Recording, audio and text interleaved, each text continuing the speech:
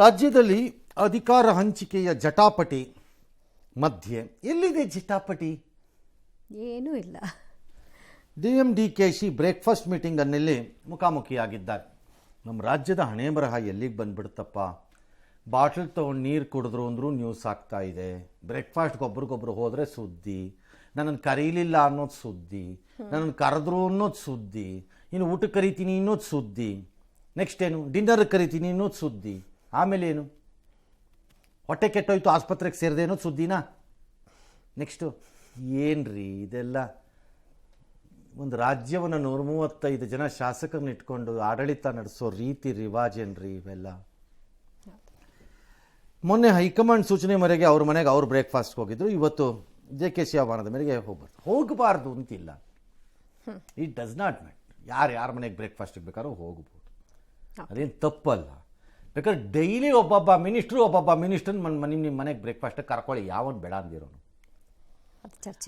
ಅದು it is becoming ಏನು ಅಲ್ಲೋಲ ಕಲ್ಲೋಲ ಆಗಿ ಭೂಮಿ ಕಂಪಿಸಿ ರಿಕ್ಟರ್ ಮಾಪನದಲ್ಲಿ 8-9 ಲೆವೆಲಲ್ಲಿ ಅಳ್ಳಾಡ್ತಾ ಇದೆ ಭೂಮಿ ಅನ್ನೋಂಗೆ ಆಡ್ತಾ ಇದ್ದೀರಿ. For what? ಅಯೋಟ ಆಫ್ ಕರ್ನಾಟಕದ ಅಭಿವೃದ್ಧಿ ಕಾಳಜಿ ಅದರಲ್ಲಿ ಏನಾದ್ರು ಇದೆಯಾ? ಯಾರೋ 2-3 ಜನದ್ದೋ 4 ಜನದ್ದೋ ಅವ್ರ ಸುತ್ತಲೂ ಇರೋವ್ರದ್ದು ಅಧಿಕಾರದ ಆಸೆ ಅಥವಾ ದುರಾಸೆ ಅಷ್ಟೇ. ಅದನ್ನು ಸೆಟ್ಲ್ ಮಾಡಬೇಕಾಗಿದ್ದವರು ಡ್ರಾಮಾ ಮಾಡಿಕೊಂಡು ಡೆಲ್ಲಿನಲ್ಲಿ ಓಡಾಡ್ತಾ ಇದ್ದಾರೆ, ದಿನ ತಳ್ತಾ ಇದ್ದಾರೆ. ಇಲ್ಲಿ ಬೆಂಕಿ ಹಾಕ್ಬಿಟ್ಟು ಮಜಾ ನೋಡ್ತಿದ್ದಾರೆ ಅಲ್ಲಿ ಡೆಲ್ಲಿಯಲ್ಲಿರೋರು. ಯಾವಾಗಲೂ ಅಷ್ಟೇ, ಕೊಬ್ಬಿದ್ರೆ ಕುರಿ ಲಾಭ ಅಂತಲ್ಲ, ಹಂಗೆ ನೀವಿಬ್ರು ಚೆನ್ನಾಗಿ ಬಡ್ದಾಡ್ಕೊಂಡ್ರೆ ಇನ್ಯಾರಿಗೋ ಅಲ್ಲಿ ಒಳ್ಳೆ ಲಾಭ. ಸಿದ್ದರಾಮಯ್ಯನವರು ಅವ್ರ ಮನೆಗೆ ಬಂದಾಗ ಸುರೇಶ್ ಹೂಗುಚ್ಚ ಕೊಟ್ಟು ಕಾಲಿಗೆ ನಮಸ್ಕಾರ ಮಾಡಾತಂತೆ. That's okay. ನನ್ನ ಮನೆಗೆ ಯಾರು ಒಬ್ರು ದೊಡ್ಡವ್ರು ಬಂದರು ಅಂತಂದರೆ ಅವ್ರಿಗೆ ಹೂಗುಚ್ಚ ಕೊಡಿ, ಅದು ತಪ್ಪೋದು, ಅದು ಇದದು. ಆಮೇಲೆ ಒಳಗೆ ಕರ್ಕೊಂಡೋದಂತೆ, ಕೂರ್ಸ್ಕೊಂಡು ಮಾತಾಡಿದ್ರಂತೆ, ಎಲ್ಲ ಆಯ್ತಪ್ಪ. ಸರಿ, ನಮ್ಮ ಬಾಗ್ಲು ಹಾಕೊಂಡು ಒಂದು ಸ್ವಲ್ಪ ಹೊತ್ತು ಮಾತಾಡಿದ್ರೆ ಏನು ಬಾಗ್ಲು ಹಾಕೊಂಡು ಮಾತಾಡಿರ್ತೀರಿ? ಆಯ್ತು, ನೀವು ಬಾಗ್ಲು ಹಾಕೊಂಡು ಮಾತಾಡಿ. ಈಗ ನಮ್ಗೆ ಏನಾಗಬೇಕು ಅದರಿಂದ? ಹೌದು, ಏನು ಮಾತಾಡಿದ್ರು ಅಂತಂತೂ ಹೇಳಲ್ಲ. ಏನಕ್ಕೆ ಹೇಳ್ತಾರೆ? ತಲೆಕೆಟ್ಟಿದೆಯಾ ಅವ್ರಿಗೆ? ಒಗ್ಗಟ್ಟು ಪ್ರದರ್ಶನ ಅಂತೆ. ಏನು ಬಾಗ್ಲ ಹಾಕೊಳ್ಳೋದು ಒಗ್ಗಟ್ಟು ಪ್ರದರ್ಶನನಾ? ಹೊರಗೆ ಬಂದು ನಾವು ಚೆನ್ನಾಗಿ ಪದೇ ಮೀಟಿಂಗ್ ಕೂತ್ಕೊಂಡ್ಬಿಟ್ಟು ತಿಂಡಿ ತಿಂದ್ವಿ ಅನ್ನೋದು ಒಗ್ಗಟ್ಟು ಪ್ರದರ್ಶನನ? Actually you are exposing yourself. ನೀವಿಬ್ಬರೂ ನಮ್ಮಿಬ್ಬರ ಮಧ್ಯೆ ವಿಪರೀತವಾದ ಸಮಸ್ಯೆ ಇದೆ ಅನ್ನೋದನ್ನ ನೀವು ಎಕ್ಸ್ಪೋಸ್ ಮಾಡ್ಕೋತಾ ಇದ್ದೀರಿ ಇಬ್ಬರೂ. ಹೀಗೆ ಪದೇ ಇದನ್ನು ಮಾಡ್ಕೊಂಡು ಇಲ್ಲದೆ ಇದ್ರೆ ಯಾರು ನಿಮ್ಮನ್ನು ಕೇಳ್ತಿರ್ಲಿಲ್ಲ.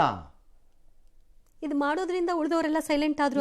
ಮಾಡ್ತಿರೋದೇ ನಿಮ್ಮ ಅಜೆಂಡಾನ ರಾಜ್ಯದ ಜನ ಅಥವಾ ತಲುಪ್ಸಕ್ ಮಾಡ್ತಿರೋ ಅಜೆಂಡಾ ಇದು.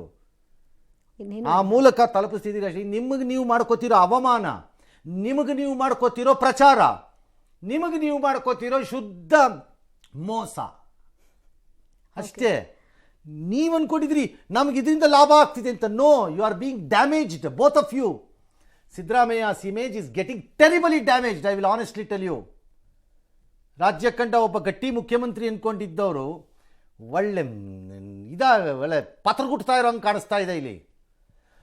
ರಾಜ್ಯಕ್ಕೆ ಅಧಿಕಾರಕ್ಕೆ ತಂದ ಒಬ್ಬ ಗಟ್ಟಿ KPCC ಅಧ್ಯಕ್ಷ, ಹೈಕಮಾಂಡ್ ಅಲ್ಲಿ ಸೂಪರ್ ಪವರ್ಫುಲ್ ಅಂತ ಎನಿಸ್ಕೊಂಡಿದ್ದವರು ಬಹಳ ಶಿಥಿಲವಾಗಿ ವೀಕ್ ಮ್ಯಾನ್ ತರ ಕಾಣಿಸ್ತಿದ್ದಾರೆ ನನಗೆ. What he wanted he cannot achieve ಅನ್ನೋದಾದ್ರೆ ನಾನು I am seeing both of you like that. ಹಂಗೆ ನೋಡ್ತಾ ಇದ್ದೀನಿ ನಿಮ್ಮಿಬ್ಬರನ್ನ. ನಾನು ಕಾಣ್ತಿರೋ ರೀತಿ ಹಾಗಾಗಿ ನೋಡ್ತಾ ಇದ್ದಾರೆ ರಾಜ್ಯದ ಜನ ನಿಮ್ಮಿಬ್ಬರನ್ನೂ.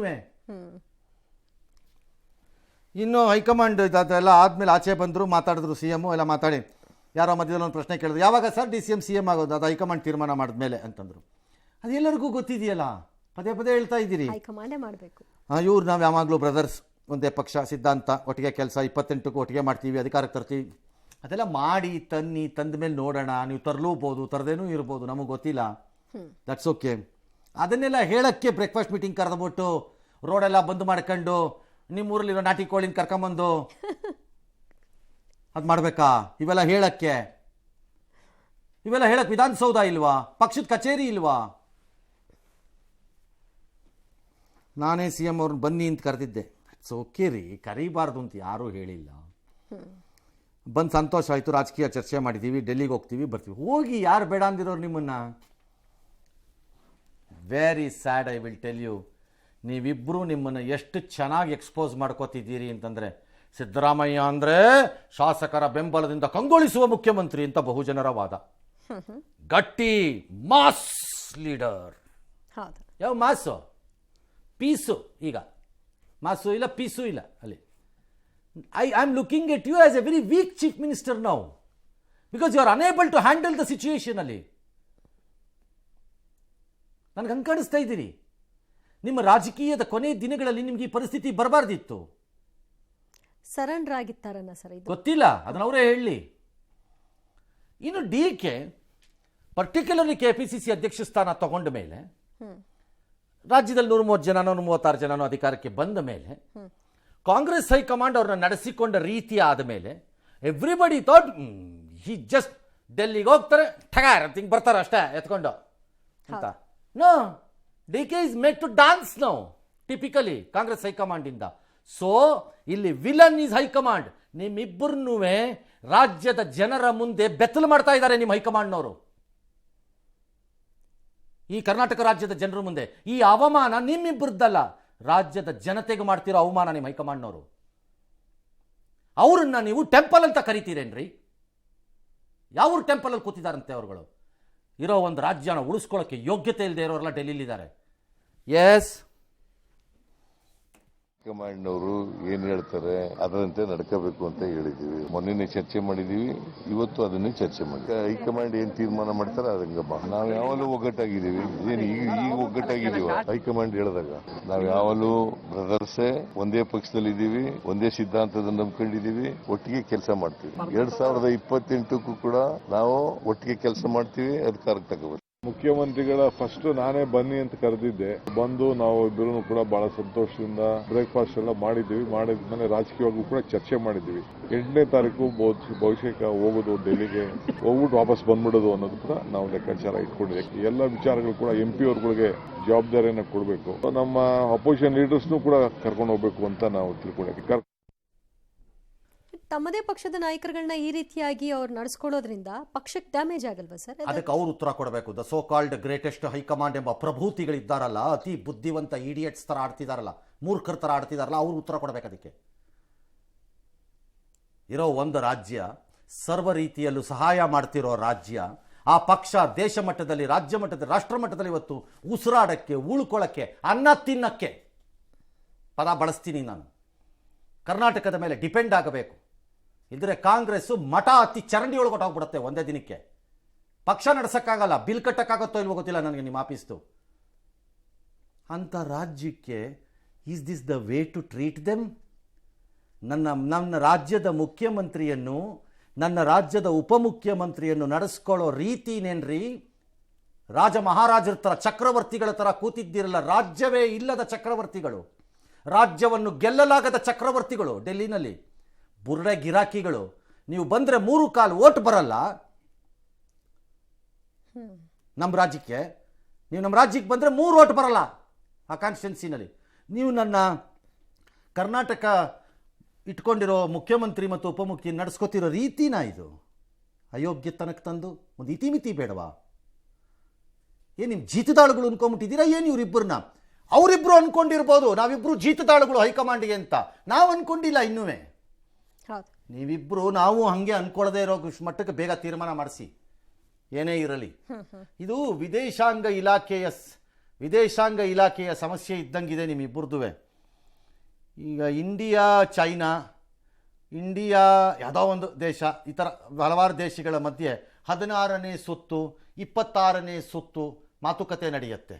ಏನು ಸೆಟ್ಲೇ ಆಗಲ್ಲ, ಮಾತುಕತೆ ನಡೀತಾನೇ ಇರುತ್ತೆ, ಸೆಟ್ಲ್ ಆಗಲ್ಲ. ನಿಮ್ಮಿಬ್ಬರದು ಹಂಗೆ ಆಗ್ಬಿಟ್ಟಿದೆ. ಒಳ್ಳೆ ಈ ವಿದೇಶಾಂಗ ನೀತಿ ಟೈಪು ನಮ್ಮ ದೇಶಗಳ ಮಧ್ಯೆ ಮಾತುಕತೆ ನಡೀತಾ ಇರುತ್ತೆ. 16ನೇ ಸುತ್ತು 76ನೇ ಸುತ್ತು ನಡೀತಾ ಇರುತ್ತೆ, ಸೆಟ್ಲೇ ಆಗಲ್ಲ ಮ್ಯಾಟ್ರು. ನಿಮ್ಮಿಬ್ಬರದು ಹಂಗಾಗಿದೆ ಕತೆ. ಈಗ ನನಗೆ ಹೆಂಗೆ ಅನ್ಸುತ್ತೆ ನಿಮ್ಮಿಬ್ಬರದು, ಈಗ ನಮ್ಮ ಟ್ರಂಪ್ ಅಣ್ಣ ಇದ್ದಾನಲ್ಲ, ನಮ್ಮ ಟ್ರಂಪ್ ಅಣ್ಣ ಅವಾಗ ಆಗ್ತಾರ್ತಾನೆ, Modi great, my friend, great leader, wonderful, my friend, wonderful leader, very intelligent, very tough fellow ಅಂತೆಲ್ಲ ಹಾಕತ್ತಾ ಇರ್ತಾನೆ. ಹಿಂದ್ಗಡೆಯಿಂದ ಬತ್ತಿ ಇಡ್ತಾ ಇರ್ತಾನೆ. ಈಗ ನನಗೆ ಹಿಂಗಾಗ್ಬಿಟ್ಟಿದೆ, ನೀವಿಬ್ಬರು ಅವಾಗ ಬ್ರೇಕ್ಫಾಸ್ಟಿಗೆ ಸೇರೋದು ಕೈ ಎತ್ತು ನಿಂತ್ಕೊಳ್ಳೋದು, ಬ್ರದರ್ಸ್ ಅನ್ನೋದು. ಆಮೇಲೆ ಯಾರಿಗೆ ಬತ್ತಿ ಇಡ್ತೀರೋ ಗೊತ್ತಿಲ್ಲ. ಡಿ ಕೆ ಮಾತ್ರ ಹೇಳ್ತಿದ್ರು, ಇವಾಗ ಸಿ ಎಂ ಕೂಡ ಹೇಳ್ತಾ ಇದ್ದಾರೆ ಬ್ರದರ್ಸ್ ನಾವು ಅಂತ. ಅದೇ ಯಾರಿಗೆ ಬತ್ತಿ ಇಡ್ತೀರೋ ಗೊತ್ತಿಲ್ಲ ಬ್ರದರ್ಸಲ್ಲಿ. ಎಸ್, ಮುಂದಕ್ಕೆ ಜೀನಿ ಸ್ಲಿಮ್ ರೆಫರ್ ಮಾಡ್ಬೇಕಾದ್ರೆ ಕಾರಣ ಏನಂದ್ರೆ ವೇಟ್ ಲಾಸ್ ಸಲುವಾಗಿ ನನ್ ಬಾಳ ಜನ ಕೇಳಿದ್ರು. ಫಸ್ಟ್ ನಾನ್ ತಗೊಂಡು ನನಗೆ ರಿಸಲ್ಟ್ ಬಂದ್ಮೇಲೆ ಆಮೇಲೆ ನಾನು ಜೀನಿ ಸ್ಲಿಮ್ ಇನ್ನೊಬ್ಬರಿಗೆ ಪ್ರಿಪೇರ್ ಮಾಡಿದ್. ಸುಸ್ತಾಗೋದು ಕಡಿಮೆ ಆಯ್ತು, ವೀಕ್ನೆಸ್ ಅದು ಏನೂ ಇಲ್ಲ, ಪೂರಾ ಹೆಲ್ದಿ ಅದೇನೆ. ವೇಟ್ ಜಾಸ್ತಿ ಇರೋರಲ್ಲಿ ಏನೇ ಡೌಟ್ ಇಲ್ಲದೆ 100% ಬಳಸಬಹುದು. ಪ್ರತಿದಿನ ನಮ್ಮ ಜೀನಿ ಸ್ಲಿಮ್ ನ ಯೂಸ್ ಮಾಡಿ ಯಾವುದೇ ಸೈಡ್ ಎಫೆಕ್ಟ್ ಇಲ್ದಂಗೆ ನೀವು ಸಣ್ಣ ಆಗ್ತೀರಾ. ಡಿಸಿಎಂ ಡಿಕೆ ಶಿವಕುಮಾರ್ ನಿವಾಸದಲ್ಲಿ ಬ್ರೇಕ್ಫಾಸ್ಟ್ ಮೀಟಿಂಗ್ ಮುಗಿಸಿ ವಿಧಾನಸೌಧಕ್ಕೆ ಬಂದಂತಹ ಸಿಎಂ ಸಿದ್ದರಾಮಯ್ಯನವರು ವೇದಾಂತದ ಮಾತುಗಳನ್ನಾಡಿದ್ದಾರೆ. ತಮ್ಮ ಕೊಠಡಿಯಲ್ಲಿ ಸಭೆ ಮುಗಿಸಿ ಬಂದಂತಹ ಸಂದರ್ಭದಲ್ಲಿ ಶಾಸಕ ಬೇಲೂರು ಗೋಪಾಲಕೃಷ್ಣ ಅವರು ಎದುರಾದ್ರು. ಈ ವೇಳೆ ರಾಜಕೀಯ ಶಾಶ್ವತ ಅಲ್ಲ, ನಾನು ಯಾವುದಕ್ಕೂ ತಲೆ ಕೆಡಿಸಿಕೊಳ್ಳಲ್ಲ, ಏನಾಗುತ್ತೋ ಆಗ್ಲಿ, ರಾಜಕೀಯ ನಮ್ಮಪ್ಪನ ಆಸ್ತಿ ಅಲ್ಲ ಅಂತ ಸಿಎಂ ಹೇಳಿದ್ರು. ಮುಖ್ಯಮಂತ್ರಿಗಳ ಈ ಹೇಳಿಕೆ, ಈ ಪರಿಸ್ಥಿತಿ ಭಾರಿ ಕುತೂಹಲಕ್ಕೆ ಎಡೆ ಮಾಡಿಕೊಟ್ಟಿದೆ.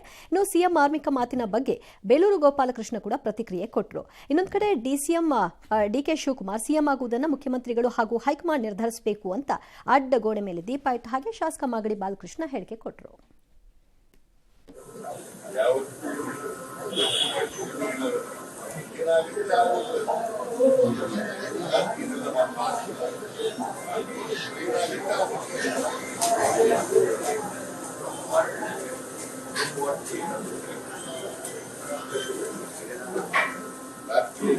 ಉತ್ತಮವಾದಂತ ಒಂದು ಸಂದೇಶ ಕಳಿಸಿದ್ದಾರೆ.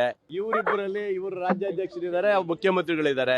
ಅವ್ರ ಮನೆಗೆ ಇವ್ರು ಹೋಗೋದು, ಅವ್ರ ಮನೆಗೆ ಅವ್ರು ಹೋಗೋದು ಏನು ತಪ್ಪಿಲ್ಲ. ಇದು ರಾಜ್ಯದ ಜನತೆಗೆ ಒಂದು ಒಳ್ಳೆಯ ಸಂದೇಶ ಕೊಟ್ಟಿದ್ದಾರೆ. ಒಂದು ಕೆಲಸ ಆಗ್ಬೇಕಂದ್ರೆ ಎಲ್ಲರ ಮನೆಗೂ ಹೋಗ್ಬೇಕಲ್ಲ, ಡಿ.ಸಿ.ಎಂ ಮನೆಗೂ ಹೋಗ್ಬೇಕು, ಸಿ.ಎಂ ಮನೆಗೂ. ಬ್ರೇಕ್ಫಾಸ್ಟ್ ಬರೀ ಸಿ.ಎಂ ಡಿ.ಸಿ.ಎಂ ಮಾಡ್ತಿರೋ, ನಮ್ಮನ್ನು ಕರಿತೀರೋ ಅಂತ ಕೇಳಕ್ ಬಂದಿದ್ದೋ ಡಿ.ಸಿ.ಎಂ. ನಮ್ಮನ್ನು ಕರೆದಿಲ್ಲ, ಸದ್ಯಕ್ಕೆ ಕರಿತೀವಿ ಅಂತ ಹೇಳಿದ್ದಾರೆ. ಏನೇ ಅಲ್ಲಿ ಇದ್ದಿದ್ದು ಒಂದೇ ಕೋಳಿ ಅಂತೆ, ಅದಕ್ಕೆ ಕರೆದಿಲ್ಲ.